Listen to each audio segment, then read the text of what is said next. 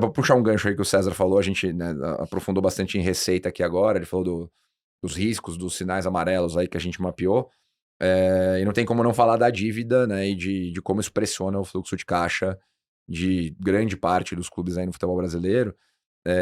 Hoje, acho que é legal explicar a análise que você faz ali, né, de dívida de curto prazo em cima de receita recorrente, como que isso afeta a capacidade de liquidez mesmo dos clubes de futebol, e como é que você enxerga, né? No evento lá segunda-feira até perguntaram pra gente sobre risco de colapso financeiro, se tem algum risco sistêmico. Qual que é a sua análise objetiva sobre isso? Vamos lá, acho que a primeira coisa quando a gente olha a dívida, ela tem que separar em 3 blocos, 3 grandes grupos, né? O grupo que a gente chama de onerosas, né? Que são as dívidas com bancos, com instituições financeiras, até com pessoas físicas e tal. Aí tem as dívidas operacionais, que são basicamente compra de atleta, dívida com o clube, dívida com a gente, que é grande, né? As comissões são altas. E salários e encargos, né? Que no futebol a gente trata como uma dívida porque normalmente os meses têm mais do que os usuais 30 dias, né? Então eles vão virar uma dívida maior no futuro. E depois você tem ali acordos, impostos, reestruturações, enfim, os refis da vida. Então, separando em 3 blocos, acho que é importante a gente lembrar o seguinte: muitas vezes ter uma dívida muito alta, uma relação dívida sobre receita muito alta, você precisa encarar ela como que ela está composta. Porque tem muitos clubes, o Flamengo hoje, por exemplo, tem uma dívida, mas a dívida dele é muito de contratação, e a dívida tem uma dívida de longo prazo que está alongada ali por ainda mais 7, 8, 10 anos. A vencer, né? A vencer, com um custo... contas a pagar. Contas a pagar ali que, enfim, vai virar, o impacto é pequeno.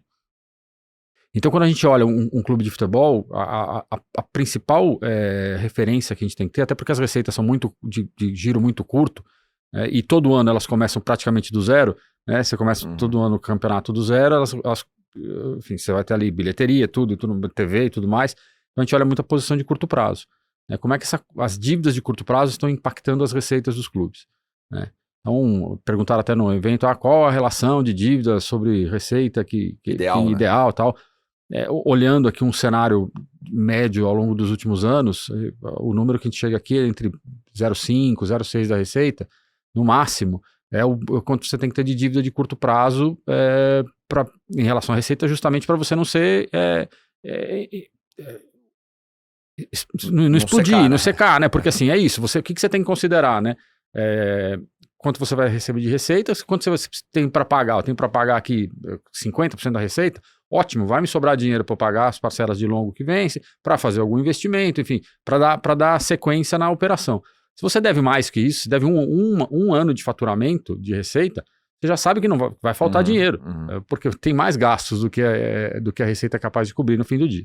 Então, é importante isso porque, assim, só de custo financeiro os clubes pagam muito caro. Selic a 15, muita dívida em dólar, em euro, e aí tem impacto cambial. Então, assim, todo mundo olha muito a relação dívida-receita, mas tem que trazer a despesa financeira junto nessa conta, claro, porque ela é fundamental na hora de você não conseguir fechar. E aí os casos mais claros são os casos do Corinthians e do Atlético Mineiro, né? O Corinthians que seria a 14ª receita do futebol brasileiro, só com o que ele paga de custo financeiro. São mais 360 milhões, 350 milhões. 370 milhões de reais. De juros. De despesa financeira, Exato. Isso. Então, assim... Para não amortizar o principal, né? Isso. Exato. Para deixar ela intacta, né? Então, você imagina, com a receita de 1 bi e pouco, 1/3 dessa receita vai para a despesa financeira. E aí, o que sobra? Sobram lá 700. Então, só a receita real não são 1 bi e 100, né? Elas são 1 bi e 100 menos esses 370. Desculpa te interromper, lembrando que 1.1 é a total. A total, né? A recorrente é 760, então a gente tá falando de metade. De metade. E aí, uma parte dessa total, que é a venda de jogador, você não recebe à vista. Você recebe parcelado. Se você quer receber à vista antecipar, elas já não são 200 e tanto, ela tem desconto, que vira despesa financeira. Enfim, a grande questão hoje das dívidas é que os clubes não dão atenção a elas e o impacto que elas trazem, né? Por quê? Porque eles acham que não vão pagar. Muitos acham que não vão pagar. Se eu não pagar salário, se eu não pagar encargo, se eu atrasar o imposto de renda, se eu atrasar o fundo de garantia, depois eu vou lá e renegocio. Se eu não pagar um clube no Brasil, vai cair na CNRD, que hoje em dia tem sido cada vez mais leniente nos acordos. A única preocupação que muitos têm é com dívida com clubes no exterior, que aí a FIFA vem e coloca um banco. Mas a hora que ela coloca o banco, o cara vai lá e paga. Né? Então, ele deixa sempre, ele estica o prazo até onde dá para poder fazer Gestão. Então, assim, a questão das dívidas, para mim, ela é muito preocupante, porque os clubes não dão atenção e elas vão travando ali a gestão. Vai chegar uma hora que o clube, a hora que ele perceber, ele já não tem mais como se reestruturar, porque elas ficaram muito grandes, que é o caso do Corinthians. Com 2,5 bi de dívida, organicamente não vai resolver. O Atlético também, com a dívida que tem, não vai organicamente resolver. Não vai sobrar 20%, 30% da receita para você ir pagando essa dívida. Então, assim, tem que fazer alguma coisa mais drástica ou o clube não vai sair desse atoleiro. O insight que você gerou ali no relatório, ele é bem exemplificativo disso, né? O Corinthians, pegar os juros que ele pagou em 2024, 370 milhões, ele seria a 14ª receita do Campeonato Brasileiro. O Atlético, com os 230 milhões, seria a 16ª receita do Campeonato Brasileiro. Então, são valores exorbitantes. Quando a gente olha para todo mundo junto, né, Série A inteira, estamos falando de 1,2 bi de real em juros, que é 10% da receita total gerada, que está sendo queimada ali em despesa financeira. E a gente também fala muito sobre isso. Não é que a alavancagem é o demônio, né? Pelo contrário, em toda a indústria existe alavancagem saudável dentro dos limites, né? Dentro de uma regra que você gaste menos do que você arrecada, justamente para sobrar dinheiro para você servir essa dívida e ter um fluxo de caixa saudável. E aí, nesse sentido, né, não tem como entrar no tema de endividamento. A gente falou aqui que grande parte desse endividamento está indo para o campo, e não entrar na discussão regulatória, né? A gente fala muito sobre fair play financeiro, sobre organização, né, dos processos aí. O que você entende que a gente precisa fazer para conseguir criar a cultura, dado que o mercado não consegue criar sozinho, de que ele precisa gastar menos do que ele arrecada, né? De que outros clubes, da mesma forma que algumas SAFs estão fazendo, muito porque tem diferente do incentivo perverso do modelo associativo, você tem a dor no bolso do dono, então o dono tem que ser um pouco mais, ou muito mais assertivo, né, em como ele gera as finanças, mas como que a gente pode começar a criar cultura nas associações ou no futebol brasileiro como um todo de gastar menos que se arrecada? É só por meio de sanções, né? Tem formas diferentes da gente fazer isso? Bom, a gente tem que aculturar o mercado. Quando eu chamo de mercado, também inclui o torcedor, inclui a imprensa. A gente tem que aculturar todo mundo, tem que olhar e falar. Isso tem que estar na cabeça do torcedor, que ter as finanças controladas, enfim, que tá com o clube sustentável, é importante para que ele continue torcendo para esse time, não agora só, né, que ele tente comemorar o título desse ano, mas que ele vai comemorar o título daqui 10 e que o filho dele vai comemorar o título daqui 30. É o que você falou dos aniversários. Dos aniversários, né? Quem fez 100 anos recentemente talvez não faça 200, né, ou talvez não faça 120. Então por quê? Porque se não fizer nada, não vai existir daqui um pouco. Então, precisa ter um aculturamento. Acho que já começou, né? A gente tem falado mais em fair play financeiro, em controle, em gestão. Aqui a gente está gravando hoje, mas ontem teve a invasão lá do Parque São Jorge, a torcida reclamando de má administração, de má gestão. E com pedidos pertinentes ainda, com pedidos pertinentes. As demandas da torcida ali. Então, quando você olha isso, você fala, bom, talvez estejamos mudando o mindset das pessoas, dos torcedores e tudo mais. Então, quanto mais se falar nisso, quanto mais se mostrar os bons exemplos, melhor, né? Porque quanto mais a gente falar de Flamengo, de Palmeiras, vai falar de Atlético Goianiense, de Juventude, de Cuiabá, quanto mais falarmos nisso, quanto mais alertarmos que não adianta o Cuiabá ser bem gerido e na hora de receber não recebe do Atlético Mineiro, não recebe do Corinthians, não recebe de mais tantos outros clubes, quanto mais se falar nisso, mais fica latente o quão importante é.